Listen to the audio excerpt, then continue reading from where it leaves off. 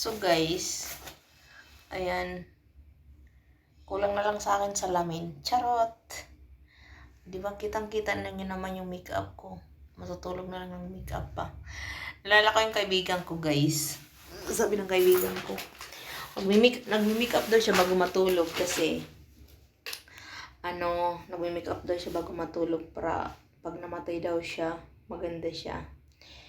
So, pero sa totoong buhay talaga guys, masama yung natutulog na naka-makeup. So, ngayon kasi guys, ang tawag dito, nakalimutan ko yung sasabihin ko. Ayan. Mabalik na lang ako guys ha. Wait lang. Tawag dito. Grabe ang puti nung galing sa made in garbage na makeup.